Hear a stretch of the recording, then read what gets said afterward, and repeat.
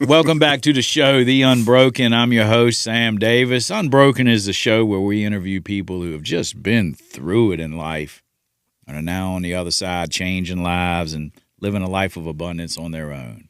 My guest today is Carlton Norwood, comes from Augusta, Georgia. I first met Carlton 3 years ago when he was being trained to be an interventionist, and I think he's 59 years old right now, and he started attempting to get sober and got sober in his 20s, early 20s, had some sobriety, bounced around a little bit. Political family down in Georgia. Just excited to hear his story. Carlton, man, appreciate you making the trip. Thank you, Sam. I appreciate you having me. So the flight up was all right? Everything was good? Travel was fine? It's air travel today, so I'll just leave it at that. You know how it is. You made it. We're going to count that as a win. That's right. In today's times, we're going to count that as a win. I ran them over a little late, but I got here. Yeah, I always say, man, God's a pilot. It is. You know, I'm sure. not going anywhere until the good Lord's ready for me. That's right, and God's part of my story all the way. So, yeah. What did Carlton Norwood want to be when he was little? What was it like being Carlton when he was little? You know, Sam, I did not come from a family with a whole bunch of trauma or irregularity. My family was normal. We were hardworking people. My dad was a professional. My mom owned a business. I had an older brother, so was exposed to things a little earlier because of that. So there's no history of addiction or alcoholism in other members of the family or the family tree anywhere? No. My dad was one of those who was a dentist. And, as a dentist, it's hard to be smelling like alcohol and your hands being shaky. And I don't mean to say that there was no alcohol. There was. We hunted and at hunting camps and stuff like that. My dad did drink. And, we were exposed to it, but nothing that affected his life in a way that it affected mine. Mm-hmm. And my mom was a non-drinker. Right. So what did you seeing when you were little? What did Carlton want to be? Well, I tell you what, I was pre-exposed to some friends of my dad's that were salespeople. And I always really thought that being in business for myself and being in some type of sales would be where I went. I certainly knew I didn't want to be a dentist, and that included probably being a doctor. I wasn't very good with the blood and gore. And so an entrepreneur, my family is a 5 or 6 generations of Georgia people who've been entrepreneurs. And so our whole setup was to be in the entrepreneurial world, and that mindset really drove me for sure. So your whole family tree is like rooted deep in Georgia, South Georgia. It is. I mean, we're about to start the sixth generation. I got a grandbaby on the way, for goodness sakes. Nice. So I'm excited about that. First one. Right. First one. You're going to spoil her right, right? First one. Spoil her right. Yeah, that's your job now. That's what you're supposed to do. She's going to know a sober grandfather. Right. Yeah. That's a blessing. That is a blessing. Family, no history of alcoholism or addiction, so which would say that probably very little knowledge around what is addiction, what is alcoholism as far as your family goes. I mean, how did life look moving along through adolescence, teen years? I mean, paint a picture of it for me of what it was like being Carlton. Yeah, I tell you what, we were. And when did drugs come into the mix? Right. Drinking came in the mix early. My first alcohol-related incident was at 14. And incident. That was the first time you got drunk, or you had an incident? Incident. Okay. Right. I mean, started drinking around 13 or 14, and my brother was 3 years older than me, and we were in a little town, and you could drive early, and you could drink early, and so we started drinking early, and with my brother being older than me, we got into it a little bit. So yeah, at a young man, I got a underage drinking at 14. I got 2 DUIs at 15 and 16. So, I mean, it was already showing up in my life. Now, what did the family do when you, at 14, you're having some run-ins with the law, and then 15, 16 DUIs? Like, what were they thinking? What were they doing? I mean, what was their reaction? Normal kid stuff is what I think it was. I mean, typically what it's certainly not what parents would do today. I mean, I think it was, you get grounded or you get this or you get that, but I mean, it wasn't, you know, that big of a deal in my remembrance of it. Is that, I mean, I got some consequences, and I certainly got some consequences for those 2 DUIs at 15 and 16. Yeah, what'd that look like? I mean, what happens when you're 15, 16, you get 2 DUIs? Like, Well, I mean, back in those days, I mean, it certainly was different than it was today. But, I mean, didn't have a driver's license, all the way through my 12th grade of high school. They took my driver's license, and the judge told my mom, said, I don't think I got another court case in this county with a kid who's just turned 16 with a minor in possession and 2 DUIs. And I mean, they wanted to put some heavy consequences on her. And I don't think that I really got, the youth detention type stuff. I think my dad was standing there saying, I'm fixing to deal with this. Mm-hmm. And, he was a strong man and felt like he would deal with his problems with his family in his home. What did he do? What do you do? I think it was no cars, the normal stuff you'd be doing in high school, no cars, no driver's license, those kind of things. But, you get yourself back in school and you keep trying to walk on the struggle bus. So it wasn't, I don't recall anything that I think he should have done, or I don't really recall anything that he didn't let you float free. No, absolutely not. I mean, there was consequences. My dad was, he had a military background, and I mean, he was the disciplinarian in our home, and I mean, there was consequences, but ones that, what do you do? I mean, I still played football, and I still did the things that normal high school did without a driver's license. You were just a rebel. Rebel. There was no thought in those days, and it was the 80s, right? Yeah, in the 80s yeah, of 80s. The first thought wasn't, oh my God, he's got to go to treatment. No, it was zero thought of treatment. Wasn't even a thought in the mind. Even up until 89, I mean, my dad wasn't hearing of that. It was a whole different concept out there around alcoholism and recovery. Mm-hmm. And alcoholism has come a long way. I mean, we're in the trenches of the war on alcohol and drug addiction now. Yeah. And it's the public awareness of all that is high. Yeah. But let me tell you, because it's affecting so many people. That's exactly right. Everybody's being affected by it. Everybody. And it was affecting me as a young man, but you could chalk that up to troubles of high school stuff and experience, and because there is such thing as young people experiencing alcohol. They all do it for the most part, but not all of them take it to where I took it, right, or get in the trouble that I got in. So it was already showing up in my life that this was going to be something that was real for me. It's kind of like, I mean, there's a whole lot of people in this country and around the world that eat oysters. Correct. And some of those people are allergic to oysters. Absolutely. Same thing with alcoholism. That's right. And I break out in handcuffs. Yeah. And, I didn't start using drugs until I started college. I didn't even smoke a joint. That was a big no-no. It was just a no-no. Faux pas there. Pot. And we were potheads. And right. We didn't do it. Right. We were part of the beer drinking club. Right. But those hippies. We don't have anything. No, sir. No, sir. But when I did start smoking pot, it was on. I kept on smoking pot till I sobered up in 1989, I can tell you. You found out what those hippies were all about? Yeah, I started inviting them on in there, letting them roll them joints up while we were drinking beer. And that was high school? You went to high school when that happened? And then as soon as right after high school, I went into college. My brother went in the Navy after high school, and I wasn't going in the Navy, even though my dad wanted me to go into the service. I started college immediately. Were you a good student? Fair. I passed. I wasn't failing out. I could get through. And if I would have focused in what I found when I got sober, when I focused on school, I had the capacity to do it. I probably had what's known today as a little attention deficit disorder.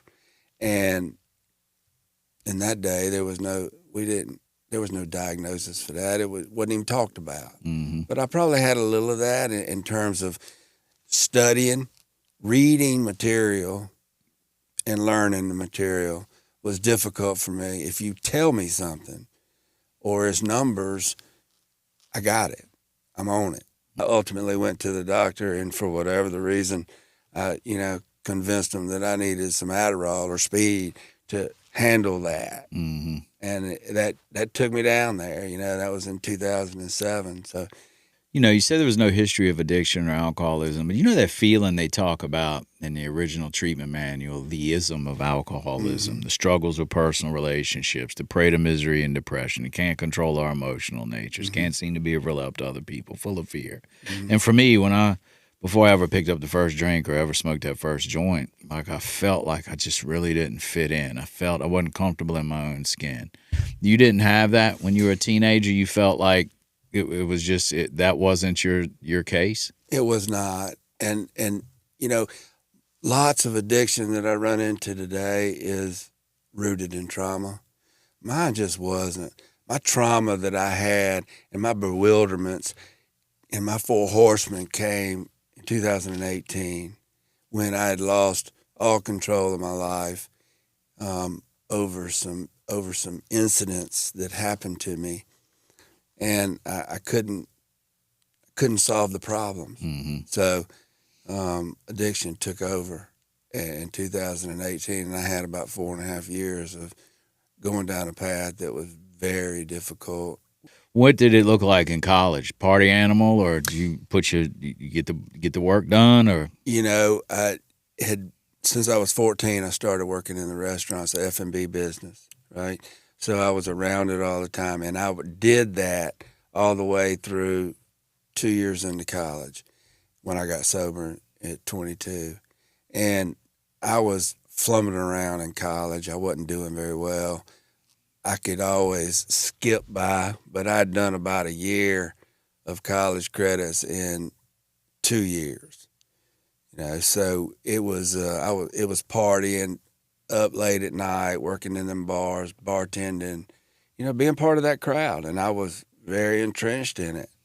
When I finally said I'm gonna get sober, and it wasn't by something other than experiencing someone else my age running with me that got sober and watching it change. And I said, heck, if he can do it, I can too. So you had some consequences really early on. I did. 15, 16, 14. Yes. But when you sobered up the first time, it was, if I'm hearing this correctly, it was like you saw somebody else do it, and you're like, well, hell, I can do that. That's right. It wasn't like, oh, my God, I got to get, well, my life is crumbling. Like, wasn't any of that? It wasn't. And I was living off on campus, and I went to my parents and said, I'm drinking a quart of vodka a day and smoking a quarter bag of reefer, and I need to stop. I need to get my life together.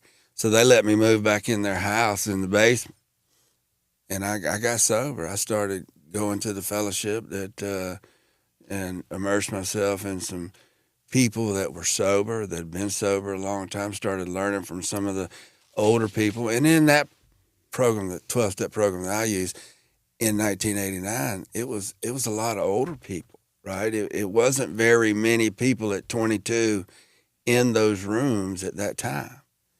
And, they're kind of looking at me like, what are you doing here? But I wanted to get sober. I watched this guy go through treatment in Georgia, go in a halfway house and come back, get in school, turn his life around in terms of all that.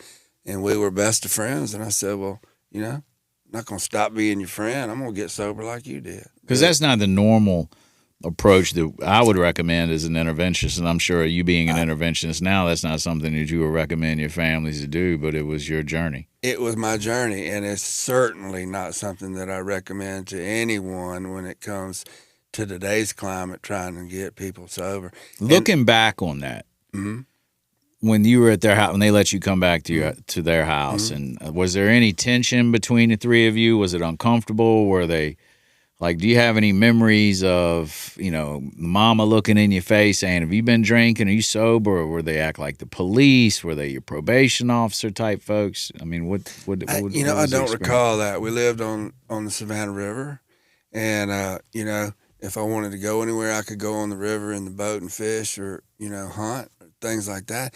But I really understood going in, and it was kind of the way my dad was, is that if we're going to do this, you're going to do it this way. So there wasn't any exposure to being able to get drunk or high. There was nobody coming out there, and I certainly wasn't going anywhere. Mm. So, and I think he told me, if you break any of these rules, we're going to send you to Georgia Regional.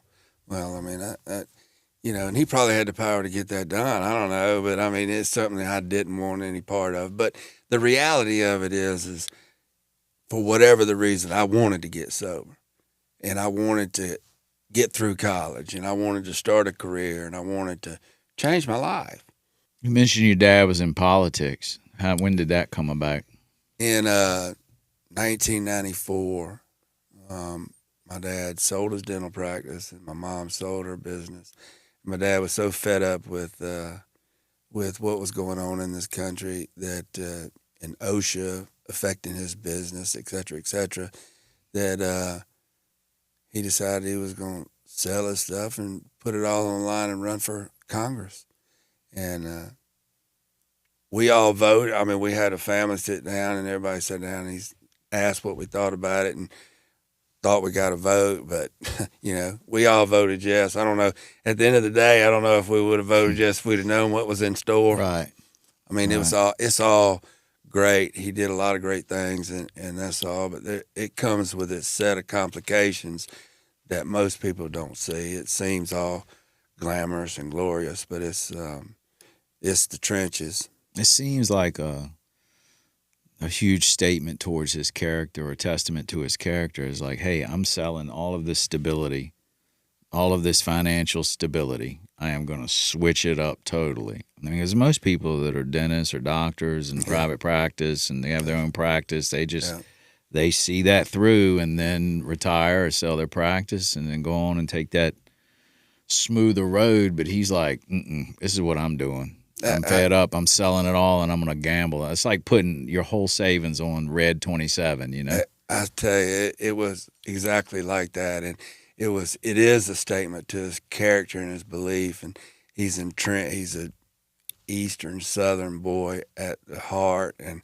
he was raised in Valdosta, Georgia, and that piece of him, it was throughout his whole life. His courage in his illness, his courage in his life. I mean, when he was a young man, off at military school, he had a accident where a gun went off and killed a kid. And I mean, that stuck with him and changed his life and ours, the whole way. And I tell you what, couldn't be any more proud of my dad, and he's my hero. And, I know millions of people loved him in Georgia and around the country, but he was my dad to me, and he was a good dad, real good dad. So the first time he ran, put it all on the line, bet it all, won. I can remember Newt Gingrich saying to him, "Charlie, are you crazy? You gonna do what?" Right? So that's the kind of situation it was, and he won. He won, and we got into a runoff, and it was really not going to be a real big contest in the general election, but the primary was huge, a lot of people in it, and he got in a runoff, and he actually won. And he was first experience, never run for public office before. Nothing, no mayor, nothing, nothing. Town council, nothing. Went straight to I guess he was the president of the Georgia Dental Association one time, but I mean, nothing. Right. No stairway to federal politics. Mm-hmm. I'm gonna get in it, and I'm gonna run, and I'm gonna win.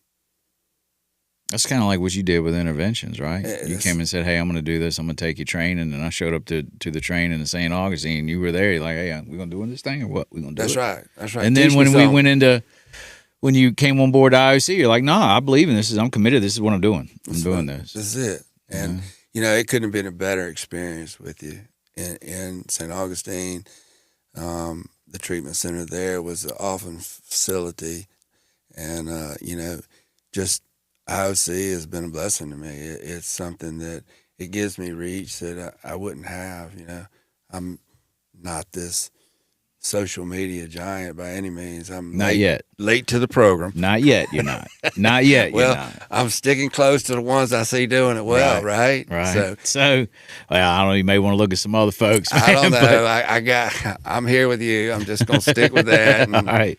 So, all right. So your dad, he won the congressional seat. Hell of a learning curve. Had to have been. I bet all of a sudden you're in Washington, and like, what do I do now? Yeah. What were you doing at that point? I was in the financial services industry. I started in '90 as soon as I got sober. Going gangbusters. Well, hold on. Oh, you got sober. Yeah. Your buddy got sober. You said, well, hell, I didn't do that. Yeah. Got sober. Stayed on the family farm. And you really just, I mean, your story so far is like you're just shattering beliefs, like things that we would recommend today not do. You're like, oh, we did this and it worked. I did that. And I'm not trying to. It's a different time. Yeah, and I'm not trying to encourage anybody to take this path, but it's the only story I got. Right? It's the only one I got. Right. And it is. I was thinking about on the plane coming up here.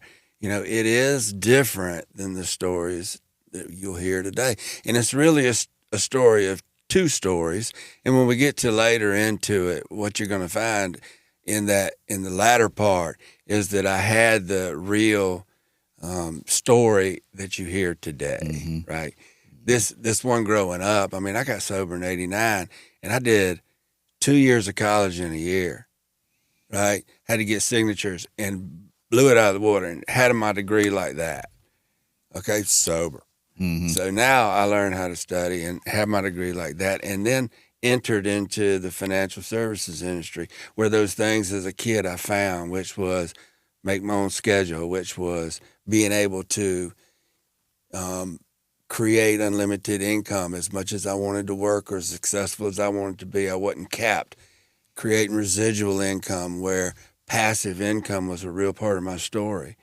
And so those things really had me tuned up that I could do whatever I wanted to now, and I'm sober. I'm not being held up by drinking and drugging, and it took off for me. And I got married, had 2 kids, right? So those promises that they speak about in the rooms came true. I didn't know anything about them, but today I do know a lot about them and teach a lot about them. And when I look back, they all just develop. And they call them promises because they come true. Yeah, they do. And I used to think I used to think it was just marketing material for the 12-step program, is these promises that they had. Because, man, where I was, there was no way that I was ever going to reach those promises. It seemed so far out of reach for me based on the way my life was at that time. And certainly in my second journey, it was just like that. I had problems I couldn't solve. That, our textbook teaches us that, you show up bewildered with problems that seem insurmountable. Yeah. And lo and behold, 5, 6, 7 years has gone by and all those problems aren't there today. So. Right. So you were sober for a point. Life seemed to take off. It was going great. Financial advisor. Yeah. The money's rolling in. Making moves. More money than I deserve, right, at a young age. And it was, and the fallacy of thinking that, oh, this is just going to go on like this forever. But I mean, I was, and I don't want to get too far on it, but I was really at a young age making a lot of money in 1995, 96, 94. And in a lot of ways, able to participate in that gamble that my family wanted to make with my dad. Being able to participate in some of that because, of course, there's, dentists and congressmen is 2 different financial situations. Yeah. And my mom's business was gangbuster business that she ran with an iron fist every day since 1976, 77, something like that. So during that period when you were sober and to the time that you weren't, how did things start to unravel? What did that look like? You know what? I stopped using the fellowship. So what happens, right? When you don't have a sponsor, when you don't have a fellowship, when you're not doing the things that are required to stay sober that you and I both do daily, right? If you're not improving your conscious contact with God. So I got away from that because the age barrier in those rooms was just a lot. I should have found a different group. I should have done a lot of things I didn't. Really, the point of the matter is I thought I was smarter than them. And I had this. That this didn't apply to you, that didn't apply to you. That I'd licked that, right? And that, I didn't need that conscious daily activity that recovery requires. I didn't need that. And I was very successful financially, so I didn't need to be spending my time doing those things. And boy, I was wrong. Let me just make sure I say that out loud, loudly, that I was wrong. Because, when life hit, when, I had an opportunity to move to Kentucky on a huge job opportunity, and my now ex-wife and the mother of my two children, my first two children, didn't think that was a thing to do, and that split us up. So that life trouble that came in, and I had no defense of the first drink. Immediately, it seemed like I needed to solve those problems, change the way I felt with alcohol. So it started with alcohol, and I started drinking again. That's just it. And once, it wasn't like I went from, I still maintained what I was doing, but the point is that I lost my sobriety date. I gave it away. And I did it on purpose. It was conscious. I mean, I really believe that relapse, you can't relapse unless you're emotionally sober. That relapse, either you're going in or out or you relapse. And relapse comes from people who are emotionally sober, meaning that you make the decision. Okay, I can't just, alcohol or drugs isn't just going to jump in my body. I got to make the decision to go buy it. I got to make the decision to use it. So it was a conscious decision, and I made it. You got to make the decision to make the call to try and find it to go buy it. Period. Period. Mr. Roebuck, Sears and Roebuck, they talk about it in the literature. Found that alcohol was getting in the way of him making a lot of money and being successful in business. So he just stopped cold turkey, and I think it was 25 years he went on and became very wealthy and very successul. And then out came, the bedroom slippers and the smoking jacket and the bottle of scotch. And within 4 years he was dead. Yeah. Right, because his alcoholism progressed, the progressiveness of it. It wasn't like he started over. He picked back up where he left off. Or he didn't pick up where he left off. And he didn't start over. It's like he had never stopped drinking once he started drinking again. That's exactly right. But you sobered up at a young age, and you had done the work. You had some emotional sobriety, and then you relapsed back into crazy thinking. We convince ourselves that it's going to be different this time. Right? And it doesn't take a lot of convincing. It doesn't. It doesn't. Yeah. If you don't have the defense mechanisms, which we can get into, that are there, that prevent those thoughts from going in one ear and swirling around and going out the other ear versus swirling around and the obsession. Yeah. And until you feed that obsession, you're not going to get it out of there. If you don't have those defenses built in, my view is you're going to drink again or you're going to use again unless you're doing the work. And it's not something that you do the work once, and I'm proof of that. It's something that is an ongoing process that has to come first in my life.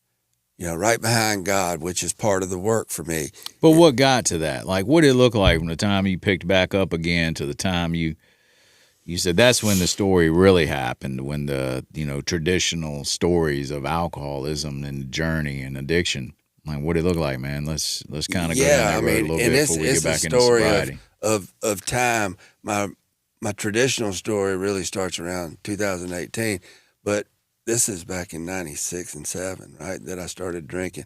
But I was really engrossed in my work, and that took a lot. So, it became social, and I thought that I could handle it, and so what I'd do is I'd go along and things would be fine. But by 1998, I got stopped and got a DUI. All right. And So that's number 3.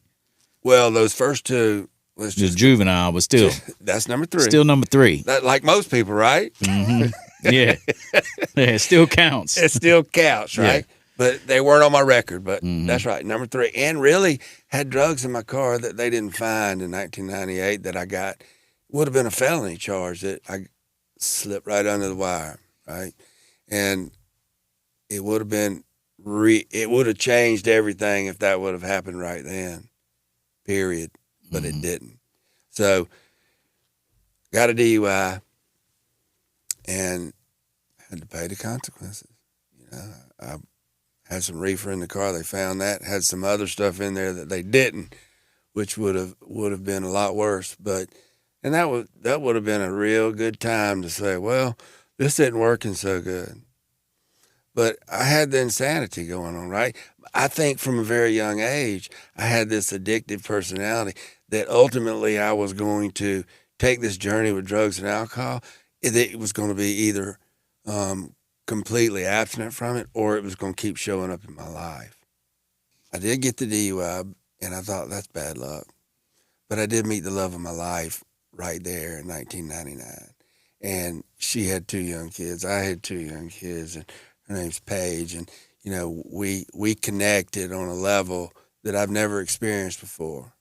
So things started, my work was still good, but things started getting better because of that. I mean, I built a house, and, things like that were going on. So I had glimpses of good stuff, and it was drinking and drugging socially. But it's a progressive thing. It didn't show up in a traditional manner for me, but it did. It was showing up. Mm-hmm. It was showing up. Mm-hmm. And it was going along, and so, like slow torture. It was not coming fast. Like I didn't get things all in a row. I got things coming where it'd been going along good for 5 years, and boom.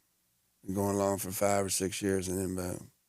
So, when it's that far spread out, when legal trouble, or, drinking and drugging trouble comes that far spread out, I just convinced myself it was bad luck. Mm-hmm. And it's something that, as the leader in my family, it was, I got this. And I one of the things I really regret that I dealt with in my step work was that I romanced it to my children. I did, and I think that's something. What do you mean? I made it look fun. My wife and I both, and she's by no means any alcoholic, but she drank with me, and we made it look fun. We made it look glamorous. We made it look, we were on top of the world, so to speak. We had blended 4 kids into a family, and we, built a big fine house on the river, and, we were kids in private schools, and just all the stuff that, and so when the parties came and people, it looked glamorous to my children. Mm-hmm. It looked fun. Have they been impacted by that to this day, or they doing all right? They doing all right. They all 4 of them are successful. They're all, the youngest one's 28, the oldest one's 33. 2 of them are pregnant, and 3 of them are just about or married. My son's very successful. I mean, those kids have done really well. Looking back on and basing your thoughts on your past experiences, did you find yourself concerned that your kids are going to end up going down a path of alcoholism? Did you waste a lot of time obsessing over that, trying to pick out alcoholism in your kids? Or it just wasn't even a thought? A little bit. I learned enough from my journey with intervention work and through my journey with 12-step work on, and some of the other program that works with families, that, I've sort of learned how to address some of that. I certainly have, in the last 4 years, been on them about learning the lessons. When you got to go pay them, make amends to your kids, which I did, all four of them, and talk to them about, where I went wrong and things I did wrong with their mother, or, those kind of things, and made those amends. Part of that was that I romanced it to them. And don't get it twisted, young folks. This can take you to a place that you don't want to go. Mm-hmm. And you got a father or a father figure that has struggled with it for years and has had multiple things happen in his life that are related to alcohol and drugs that don't benefit our family, Mm-hmm. that, pulled our family down. In 2007, I was introduced through the doctors, what I call the doctor speed. It was, I found the miracle drug, right? That Adderall. Now I could drink all I wanted. Didn't rub my face on the dirt, right? Right. Because I had that speed. Mm-hmm. And so Adderall played a big part of my story, and obviously that turned into the bathtub speed meth, and using that similar to Adderall. And none of it. That's a common story. It is. Starts with Adderall and rolls right into methamphetamines. It does. I can't get the Adderall, and as meth produces the same results. What was going through your mind? Because we like to justify a lot of shit, Mm-hmm. right? Mm-hmm. So what was going through your mind? You being prescribed Adderall, Mm-hmm. right? Yep. By a doctor. By a doctor. It's legit, y'all. Got the script. I'm good. Legit. I'm good. Don't y'all see I got a problem here, Yeah. man? It's doctor. I'm under doctor's care. We're good. What was going through your mind? What story did you tell, if you remember, to where it was all right, to where it was justified, and you're like, oh, this makes sense to me, to go from the Adderall to the methamphetamines? I don't really know how that got started, but I really vividly remember saying it's the same thing. And I justified it to my wife as the same thing. But it's not. Was she buying it? Not buying the meth, but she buying the story you were telling her? A little. I'd hide the meth from her. She knew I had the Adderall and all that. So the activity in me was the same. But in 2007, my dad passed away from 5 years. He had idiopathic pulmonary fibrosis. And he was sick for like 5 years. And the only treatment for that is a scarring of the lung tissue, right? And idiopathic means they don't know what causes it. And we all think it's from Vietnam when he was over there as a dentist. But the only real cure is a lung transplant, and, the longevity of someone with a lung transplant is just not very long. So ultimately we went through all of that, and, I was blessed to be in my dad's wheelhouse as the person who helped him solve how he wanted to end his life, right? How he wanted those last 5 years to be. He knew he was sick for a long time. He kept working in Congress and wanted to, and, it deteriorated over time. But in 2007, he died at 65. How'd that impact you? It blew my world up. Because he was your best bud. I mean, we were tight, right? And he's tight with my brother and my mother. Our family was tight. And we were sharing him with 3 million people, like I told you, but he was still operating our family source correctly, right? He was the boss. That's what we called him. That's what it was, right, for us 2 boys. And to be a part of the facilitation of how he wanted to, he fought it as long as he could, but he had his paperwork set up when he was ready to let it go. He wanted to be able to make the call and do it. And so I distinctly remember being in Georgetown Hospital up there in D.C. and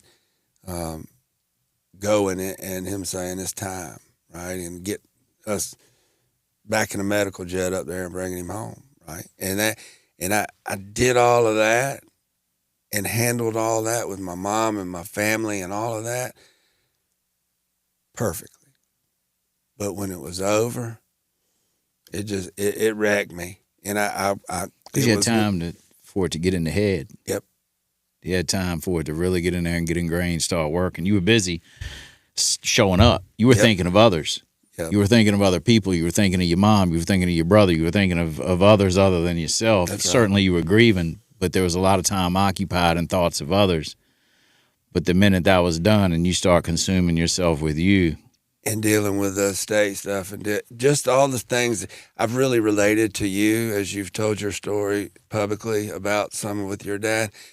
My story's similar, right? You were sober. I was not. Mm-hmm. And I ended up, me and Paige and I split. I mean, it got bad, right? So let me ask. 2008, went back to jail. You went back to jail, 2000. Yeah, pocket full of pills. Right. I had prescriptions for them at home, but some reason I had them in a baggie, straight on in there. For some reason. I didn't have the bottle of the pills with, the prescription. But I had prescriptions at home. So that kind of thing, I went back to jail with some felony charges, got all out of that, right? Because I had those things, but it still was public. It still was something that I had to work through and fight through. Cause a lot of as they say in the Bahamas for gossip, cause a lot of sip in the neighborhood and all that, right? That's right. So, and then, ultimately Paige and I got back together, and here I go, right back up. Mm-hmm. That was bad luck. Let me ask you, man, I lost my dad just a little bit over a year ago. It's been 18 years for you. Is it still there? Like, I think about my dad every day. Me too. Every day. Me too. And I miss him every day. Absolutely. Like, there's times even like recent, like it's like an intense hole in my gut missing my dad type thing. Does that go away? I think it changes. I don't think it goes away. I think it does change. My dad died in February, 18 years ago, and just recently was the anniversary of that. And I really felt like this year and maybe even last year, I felt totally different. It wasn't at that mile marker in previous years. I could get glum and feel a little differently, feel inside and feel what you're just speaking of. I think this year I finally have gotten to the celebration of it, but I miss that he's missing. It does get better. It changes is what I would answer your question with, is that I encourage you to keep pushing through it. But it sounds like, when you have ties in family business and you do the things that you've done that are similar to us and my family, just in a different state, those things don't go away. And it's so everywhere I turn, everywhere I look is something reminding me of him. Like, that's right. In the neighborhood, at the house, on the land, the farms, the property. It's like all of that. Every interaction I have during the day that it doesn't involve interventions or other clients is around family. I get it. And it's ever present. It gets different, right? So I encourage you to start looking at that in terms of how you can take that and turn it into a good feeling, because you're not God, Sam. Oh, yeah. And I'm not either. Yeah. Right? So God's got us on his path. Your dad's path, my dad's path is what it is. I can get regretful of my dad going at 65 because I think that's really young. It is. I think it's really young. And I think he had a lot more. He was really getting his feet wet in Washington, and I think he had a lot different path. I think he would have run for governor. I think he would have run for Senate. I think he would have, done those things if he wouldn't have been sick. Right. And so I can feel regretful a little bit with some of that, but it is what it is, and it happens. It unfolds exactly the way that it's supposed to, and it's not really up to us to have to know it all. And why. And I don't think he did anything not to take care of himself with the disease he had, but I think it encourages me to take care of myself and do the things, because I don't want my kids, and I want them to see my grandkids and those kind of things. So by the grace of God, I'm sober today and can realize that those things are real. How'd you get sober again? What happened? What was that point? You know what? Because thank God you did. Thank God I did, right? I had a really bad incident finally go down with me that in 2018. And not to get too far off on the story side of it, but it was very public. And a guy was beating up on a girl, and I stepped in and beat the boy up, hurt him. It's felony assault. Oh, yeah, it was absolutely 4 charges of, really aggravated assault. Did you know the girl? I did. Mm-hmm. But it's certainly somewhere that don't let me make sure I say out loud, right, that I was in the wrong place, doing the wrong things because of drugs and alcohol. Now, do I think that a man ought to stand up for a woman that's getting beat up? I do. But I would not have ever been in the position that I was in and where I was if it wouldn't have been drugs and alcohol. And I would have handled the aftermath of that differently. Because I was on drugs and alcohol, Sam, I didn't call the police. I walked away. I thought it was over. So I walked away, got my car and left. Mm-hmm. He called the police. So, and when they came and got me at my house and embarrassed my wife and me, and right? And I'm on the front page of the newspaper because I go down there to answer their questions, and I do what every man's supposed to do. I want an attorney. And they said, that's fine. We're going to lock you up. Only story we got is his, and he's a heroin addict. Okay. So that's how it went for me. And so for 4.5 years, I couldn't practice financial services. They're not going to let you have licenses with felonies. Were you convicted? No. And I felt innocent the whole way, but it's still on the front page of the newspaper making me look like a absolute monster. Yeah. That I beat this guy up and I did all this. And you Google it now, you can see it. It's not, I'm not running from it because I really believe that it's taken every one of those experiences in my life to get me where I am today. And evidently he needed the experience as well. Well, let me let you say that. All right. Yeah, I'll do that. I'll let you. I'm comfortable with that. Yeah, me too. But I'll just let you. I'll leave it at that because I can get tuned up about it. But it's I really believe that today, through the 12 steps, that I've been able to take all of these experiences in my past and turn it into my absolute strength. In that book we read, Henry Ford, I believe it is, it says something of that nature, right? Yeah. That your past experiences is your greatest virtue, asset. Your greatest asset. Right? You beat the guy up, you get arrested, I'm in the violent ward with the stripes on going this way. Because you were the violent offender. Yep. Okay. And front page of the newspaper, which those kind of things happen all the time and not the front page of the newspaper. Former Congressman Charlie Norwood's son, front page, right? Sells newspapers, I guess. Not Carlton Norwood, resident of Augusta. No. It was Charlie Norwood's son. Yeah. Is who we got here. Former Charlie Norwood, the dead man's son. Mm-hmm. Okay. Front page, mugshot. My family, the talk radio shows, I'll pick up. So it's on and on. I spent 4 or 5 days in jail. My mom saying, "No, I'm not coming to get you," right? So my mom figures out through my attorney that there's a work treatment facility that they tell me if I'll go, and there's some stuff me and you do right here, right? Right. If you'll go, we'll get you out of jail, but you're not coming home. You're going straight down there from jail. So I agree, right? And I go. I last a week.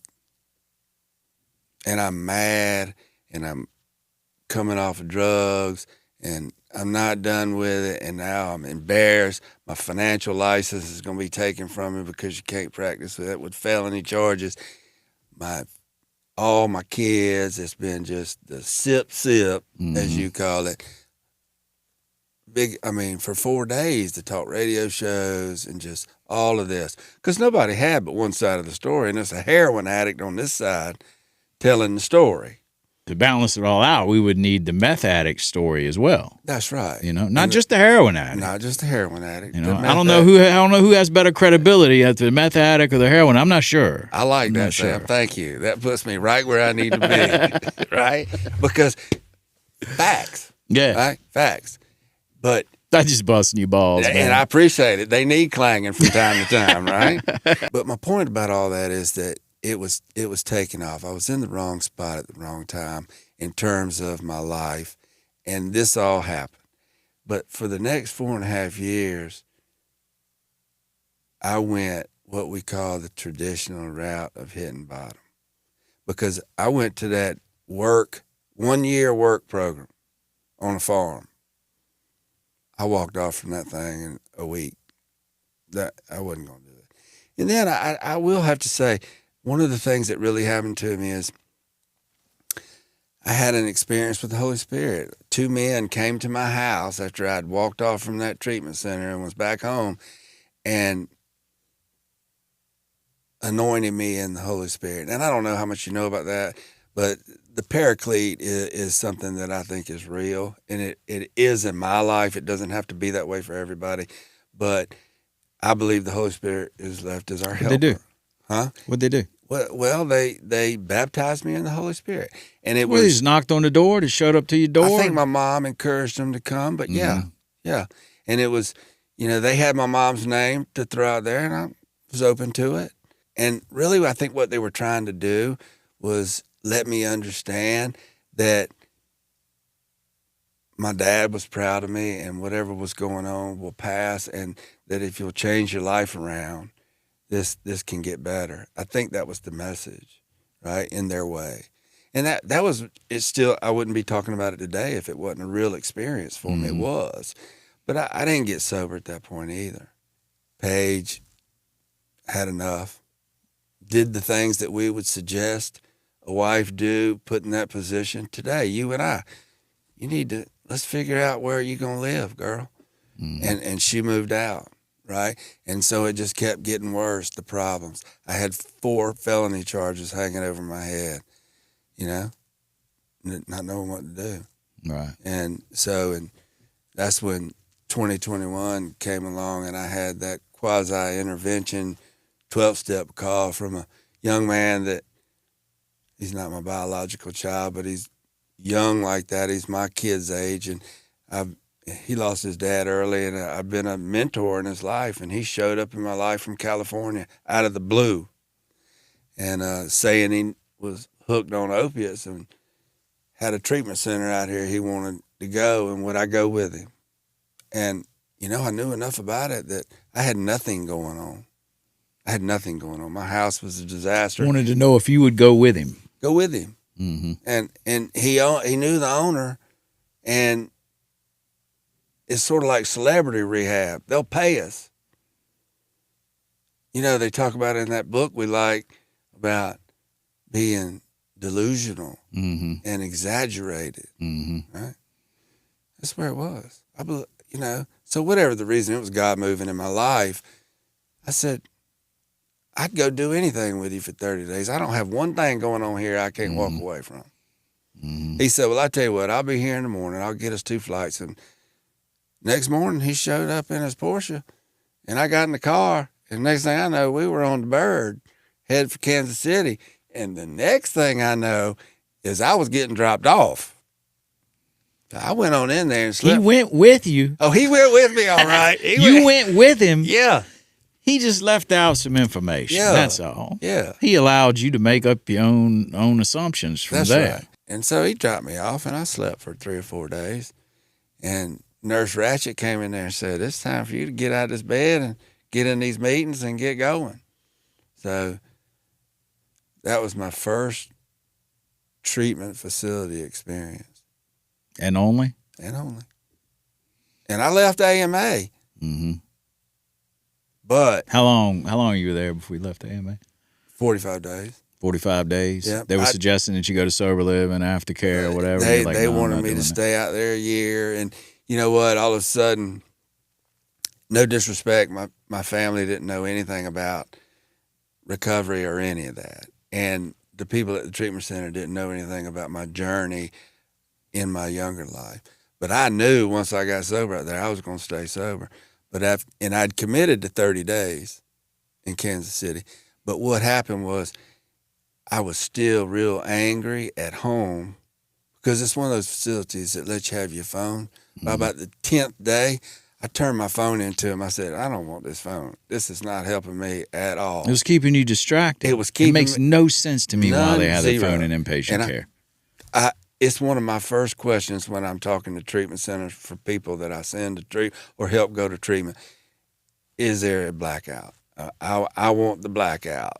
We're not going there because it was, and it wasn't my family's fault. God love them. They did everything they could. I'd put them through the ringer, and I get it. But words from home and stuff like that about what's going on here and the shithole that I'd left. It adds no value, right? Think about it. You're an individual. You're very uncomfortable. You're in treatment with a bunch of strangers. You don't have your normal solution. You're detoxing. We're at the end of detox. You're afraid. You're trying to you don't understand what recovery sounds like. It's all the clinical lingo and all that stuff. They just well be speaking a different language. It is. And then, you're uncomfortable. They're wanting you to get vulnerable and talk about all this stuff that's very uncomfortable. So what is my natural thing to do is to distract myself from that. And how better way to distract myself than with a cell phone and getting all up into your business and mama's business and everyone else's business that is out here just to distract myself from the reality. There's no value in it. There's no work getting done. It's just any facility that allows that to happen. And I get facilities that towards the end of their stay, they start getting their phone back and starting to, being watched, how you're using it, and are you getting carried away with it or what's going on. I get that. But on the front end, there's no reason to have a phone. There's no reason for it. These facilities that are allowing it on the front end, they can justify it all they want. But at the end of the day, it's to fill those beds because they know that they'll get more people if you say you can have the phone than the guy or the girl that says, no, I'm not going somewhere without my phone. Because that's a common thing with me. I hear that shit all the time. Like, right. Can I tab my phone? No, you can't. Right. For me, treatment centers is two things. It's the clinical and it's the 12-step immersion. And those are the things I look for. And where you stack up with that. When I start looking at treatment facilities or asking you where to send, I know that's how you feel about it. So, as my mentor in this industry, that I'm attracted to all that you say it like it is when it comes to all that and that treatment side of it. And you've done me great favors by vetting treatment centers along your journey. And I commend you on all that. You don't hold any punches with them, and we have no ties to them. Yeah. We don't receive money from them or anything like that. We send them because we think our clients can get the best help, best care. And they we don't have any ties to those jokers. And there's one on every corner. It seems like, right? I mean, it's an industry that, like a lot of industries, has some really good stuff. Also got some poor stuff. It really does. It really does. But there is some good stuff out here. But, when I'm talking about 12 steps with families or, the programs with 12-step immersion, I've kind of shifted a little bit to where I'm not going to tell a guy, like, look, the 12-step saved my life. The 12-step fellowship saved my life. My life wouldn't be where it is today without it. But I've gotten to where I'm not going to tell somebody right out of the gate that says, hey, you need to go do the 12 steps. I don't want to tell anybody what they need to do. I'm so anti telling people what they need to do. But I'm more about, let's get into the principles of the steps. That's it. Those are as old as mankind, and we all have them inside of us already. They just get all out of whack. So the principles of the 12 steps puts those principles back in line. That's it. Where your life works better. It does, and I said I left AMA, and some of the reason was because I knew I was going to stay sober, and I knew what to do. I knew that I can pay and stay out here and create out here in Kansas City, but if I go home, I'm fixing to check into the rooms. I'm fixing to immerse myself in the 12 steps, and I'm gonna take that honesty and that hope and that faith, those first three principles, and put them to work. Mm-hmm. And I had a huge experience with faith in my first year of sobriety. And that was that, look, Sam, I came back from treatment still with 25 plus years of jail time hanging over my head. Found guilty, which I felt innocent, but it's a jury. Mm-hmm. Found guilty, there's no way I wasn't going to get 25 years. And that's at 50 years old. That's getting on after it, right? That's long. But I wasn't going to let that deter me. I was going to get sober. And when I got in and found the best sponsor in the world and started working the 12 steps, I immediately figured out that, I'd been honest and I had hope again just from being sober. But I still had this internal bubbling of what's going to happen with these legal cases. And, ultimately, I was taught that either you're going to have faith or you're not. And they tell a story a lot in those rooms about the high wire guy, right? You've probably heard it. You watch him walk across the high wire, then you watch him carry a bicycle and ride a bicycle across it and push a wheelbarrow across it. You think he can do it. Your experience of watching him do it, you believe he can do it. Then he asks you to get in that wheelbarrow. Okay? Get in the wheelbarrow. And that's what my sponsor taught me. He said, I want you to get in the wheelbarrow, son. He's older than me. I picked one older than me. My dad kind of age, who had a lot of sobriety. I was drawn to that, probably because of losing my dad. But I was drawn to that before I even knew what all he was going to do for me. Mm-hmm. That's probably why, I picked him. But, when he told me that, and I finally had to say, okay, whatever's going to happen, I'm going to have faith it's going to be what God wants. And if it's go to jail, I'm going to go to jail and start teaching other people about recovery.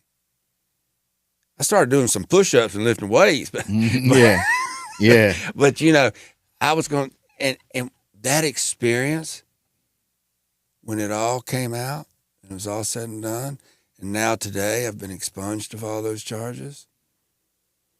That's not even on my record anymore. Right?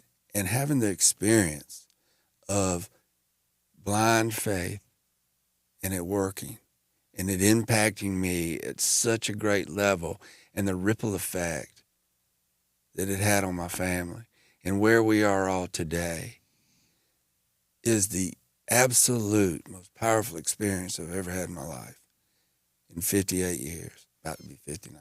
When you got in the wheelbarrow. When I got in the wheelbarrow. That's faith. That's faith. You right? unwatch somebody do it and say, yeah, I got faith. I got faith he can do that. I got faith. Yeah. But then get your ass in the wheelbarrow then. That's it. Until you experience something, I can have belief. And here's where I was with God in my life. Right? I believed.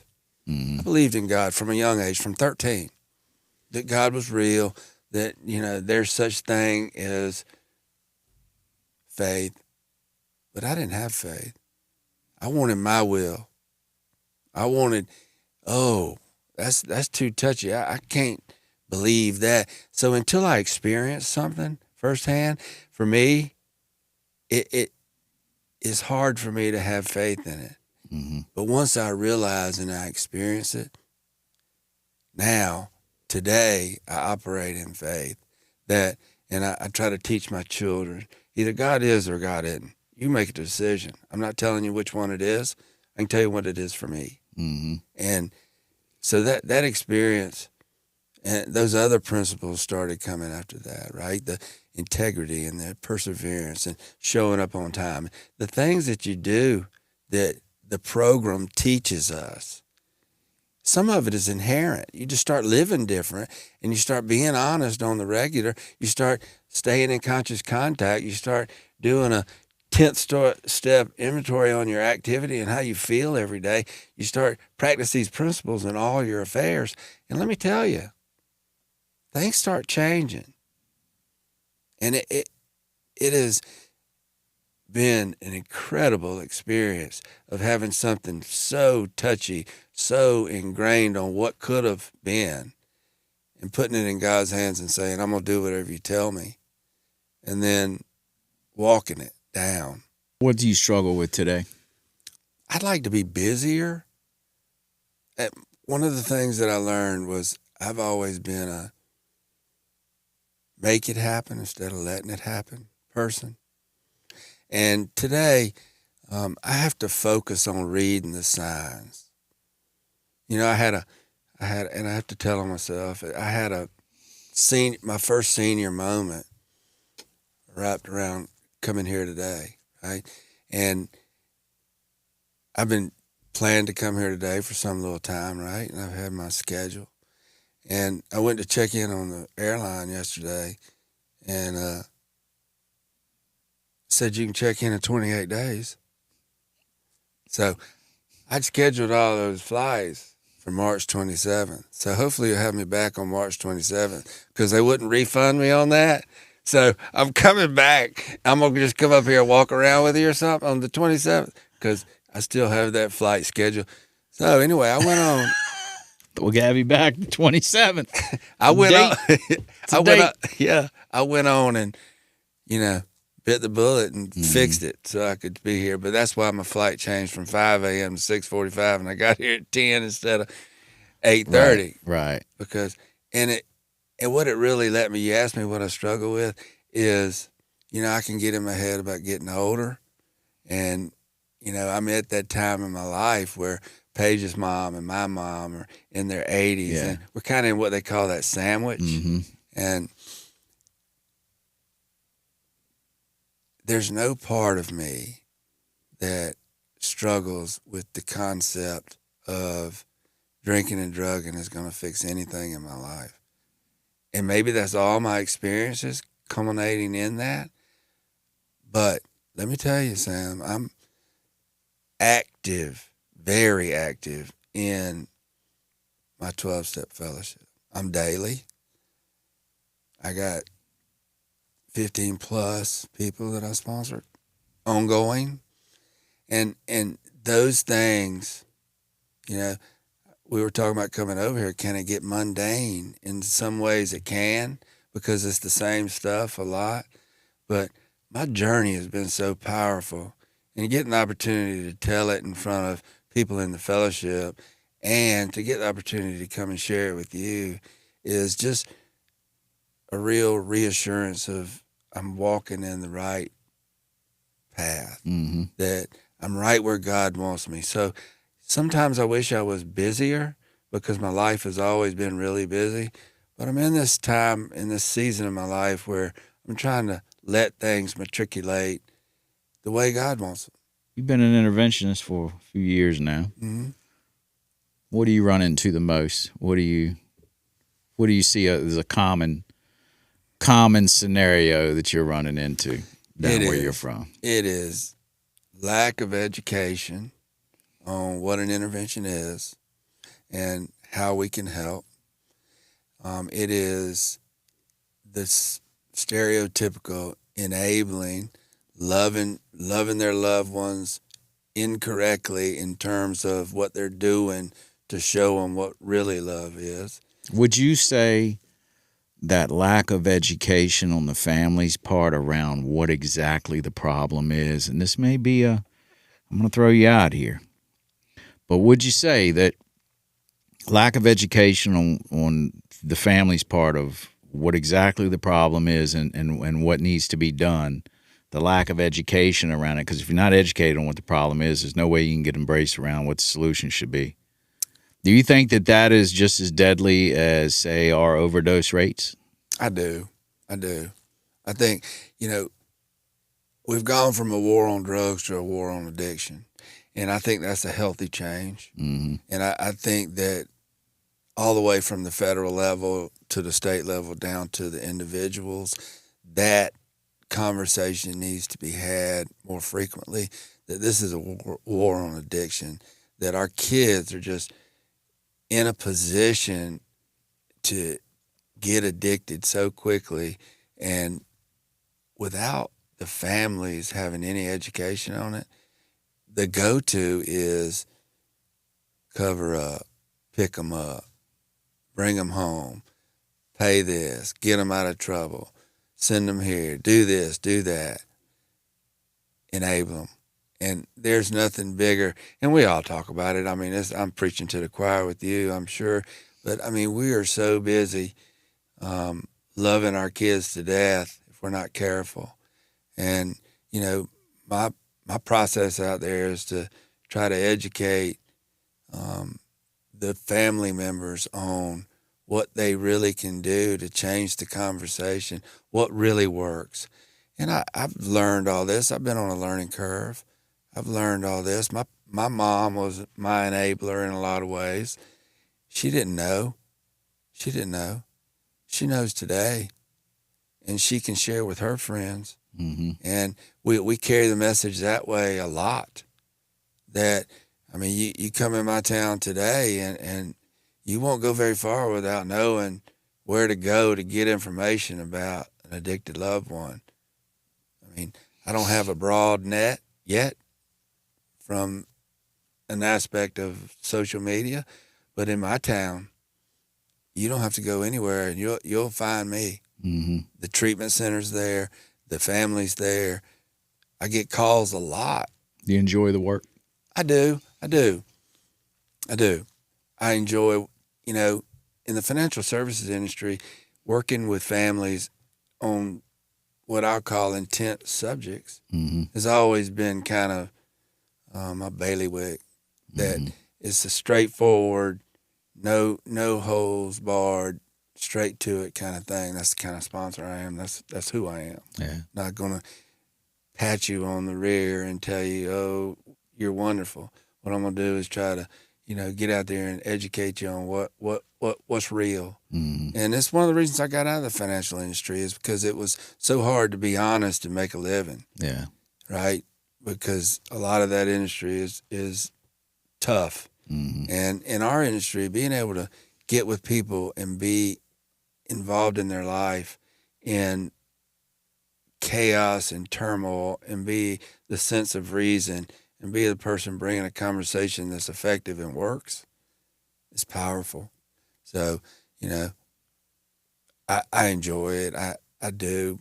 My wife says, you just love the chaos, and you finally found where you can be in the chaos and it Be not at home. be at home and not affect you. Yeah.